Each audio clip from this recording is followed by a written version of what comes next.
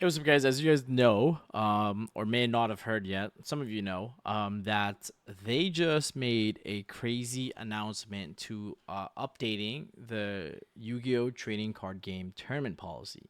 Now, this policy is a very interesting one because it might be a major change to Yu-Gi-Oh! Like one of the biggest that we've ever seen, in the sense that the end of match procedures, the amount of rounds, and the round time, it's all impacted. So today I'm going to be going over and reacting to it and just giving my initial thoughts on what this ultimately means for the game.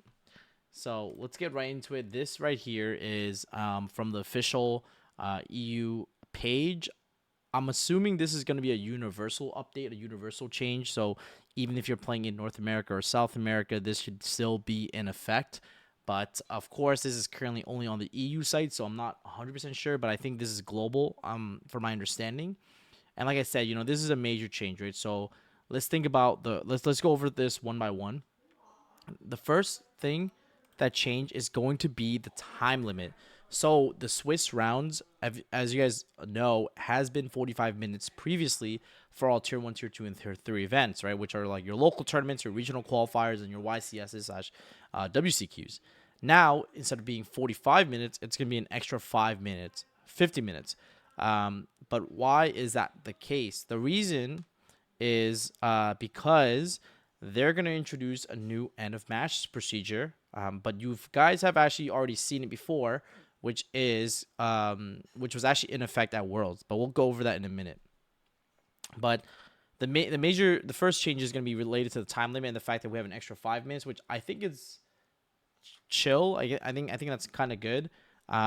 So that should be fine. I believe at Worlds actually they actually did use the 50-minute clock, so more time is always going to be kind of nice. And the next piece is going to be regarding related to the number of top cut.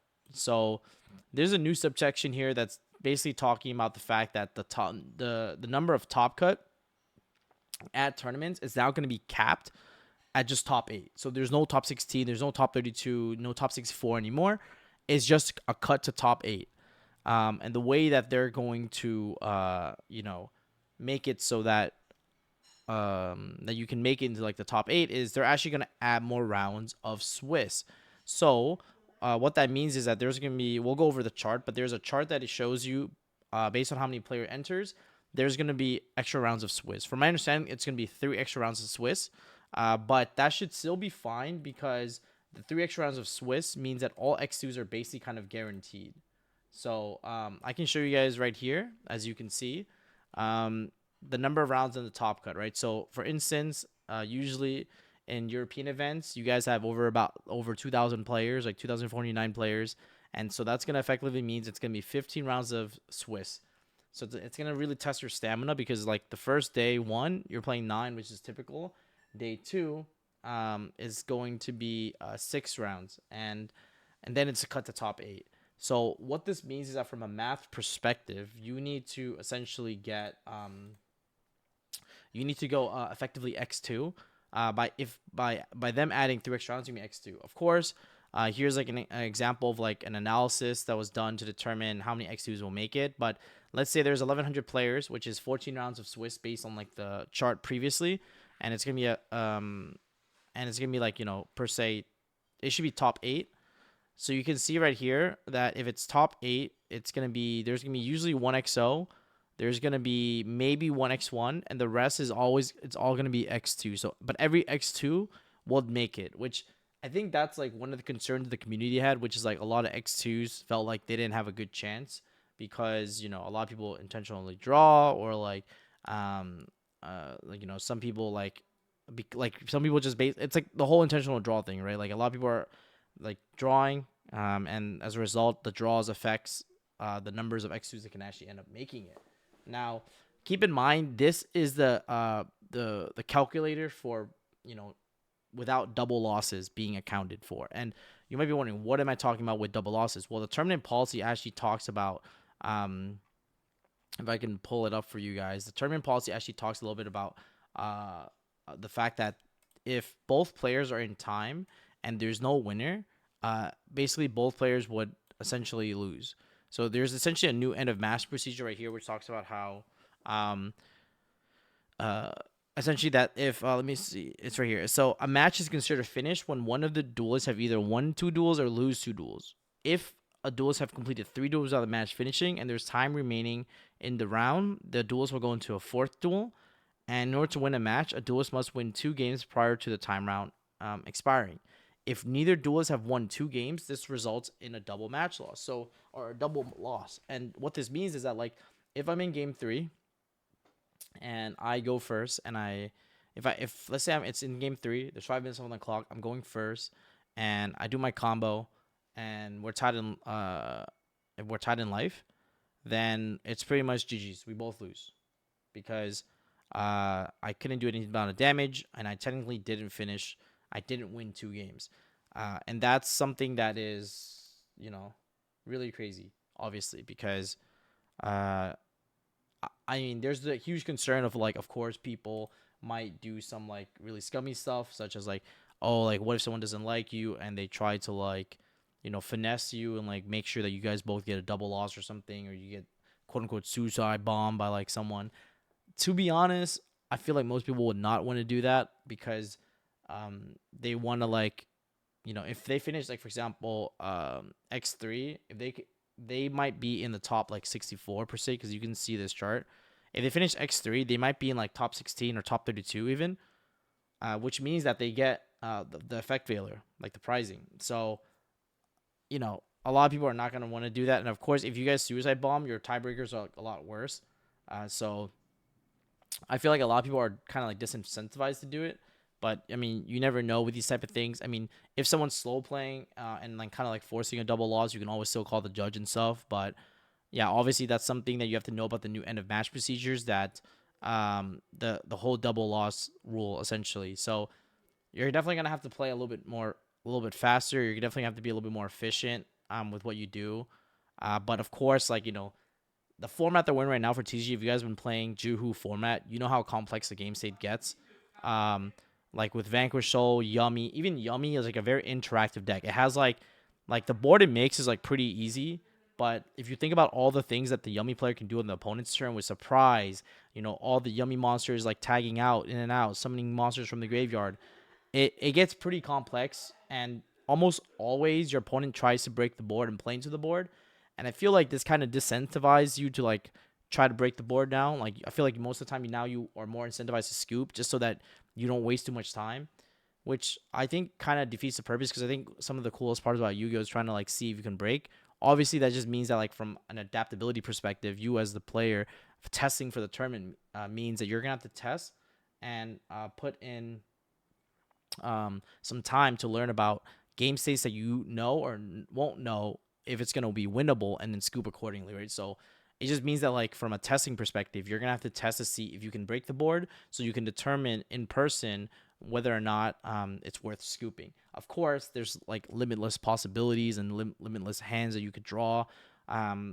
So you have to kind of, like, figure out all the possibilities of what you can draw, what hands breaks that board, and stuff like that. And so it's definitely, like, something you're going to have to adapt to, because I don't know if they're going to try. I don't think they're going to revert this. But if you guys are attending any watches in the future, this is something you have to be aware of as you're preparing for that tournament, right? So I think that's going to be really, really important, because getting a double loss is actually worse than a regular loss, because your tiebreaker also depends on the person that you lost slash win that you won against. So if the person that you lost against also lost in that same round as you, your breaker actually does become worse. So that's another consideration, especially if you're trying to squeeze into top eight. Because if there's a double loss, it might affect the number of top eights that might be able to make it, right. So that's the other thing. They also, like, have some other changes, like reporting the match. Like, for instance, if you don't report in a if the round ends, both players are responsible for submitting the match, and if they don't submit within 5 minutes of the round ending, then an unreported match ultimately results in a double loss. I think they're just trying to be a little bit more strict, because there's at events there's a lot of people who, like, don't submit or forget to submit and stuff. So they're just putting this out on the table, like, hey, you don't submit your results, double match loss, like, and they just move on. And I think that's kind of like what's I think that's what they're trying to do right now because it just puts a lot of strain on the judges. I guess is the logic or rationale. I mean, I'm trying to be as understanding and like see it from their perspective as well. But obviously, like if every X2 makes it, as you can see here, I think I'm actually okay with it. Because if every X2 makes it, then I think the more rounds is like chill.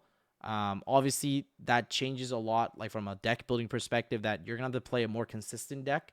You're gonna have to play a deck with lower variance, if possible, right? Like for instance, for a good example would be like Yummy. Yummy's a good deck to take to a YCS, maybe more than before because it's a little bit more consistent. It's more streamlined going first.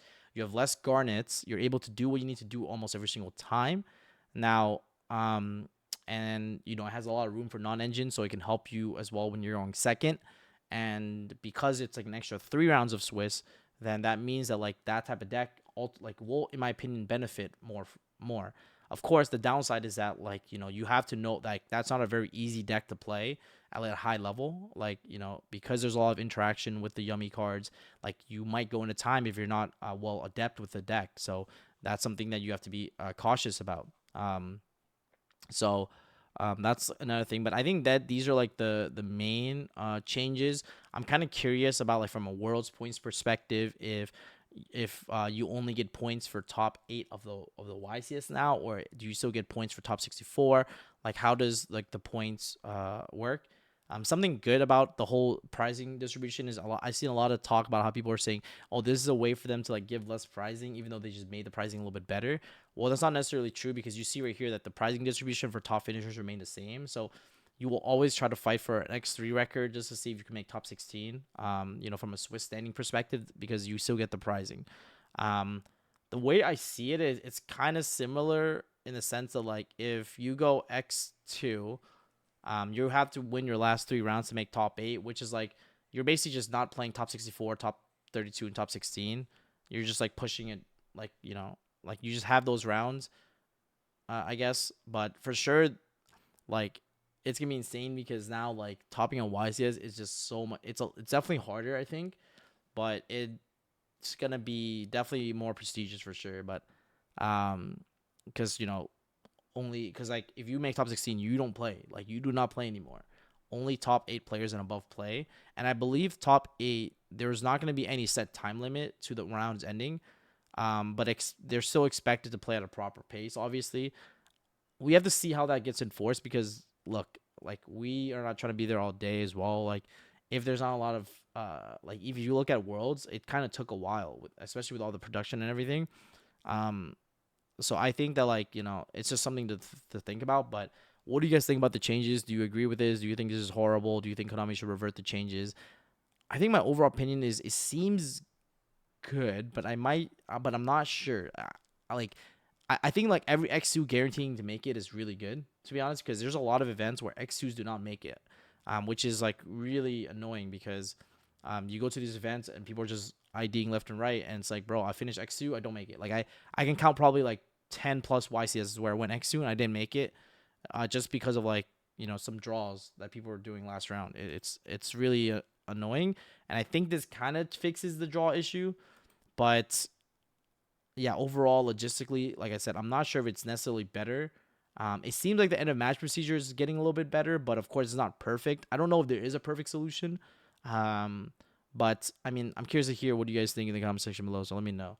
But yeah, that's pretty much it. I just wanted to kind of like talk about this, recap it a little bit, and yeah. So let me know your thoughts, guys, and I'll see you guys tomorrow for some locals video.